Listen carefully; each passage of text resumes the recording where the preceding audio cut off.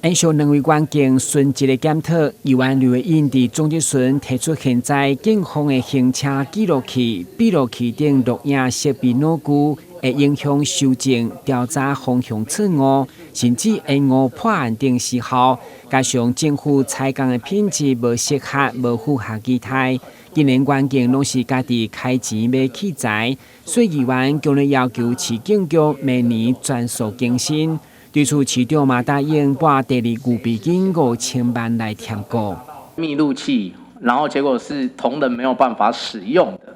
或者说这个到关键时刻没办法调带的。不过这几年我们都会让好，没关系。那你在这边有没有办法允诺？你刚才说高达70%嘛，设备不符合您的需求了，高达70%，你有没有办法允诺在明年好，那能够全数更新？我想那个经到位之后，我们会尽快的来办。跟预售报告，我们心里也很急啦，但是我们也希望尽快能够买到符合同仁期待的这些东西哦，包括密录器，我们未来也会让同仁来票选，产生一个最好的，我们想方设法的，就同仁大部分都能够接受的产品。会再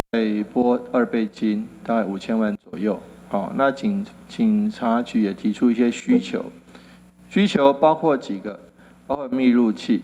个人用的密录器，包括车用的行车记录器，还有包括一些非杀伤力的的一些逮捕的，譬如说这个电击枪、王枪，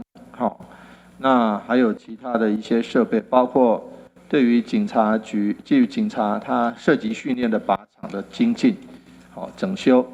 其他的柔道场，警察近身搏击所需要的一些技能，的一些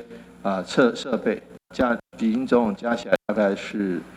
将近4600-700万吧。面对市长每天年来最后一摆总结询，议员会中表达全力支持连任的3大理由，包括肯定南区、安平区的建设施政，支持社会价值加抗中保台，借机会来考试对手食龙界抹黑的手段，根本不是君主之争。所以会中特别送屠龙刀，强调做好市政就是上好的选举行动。咱来新闻，军职林根采访报道。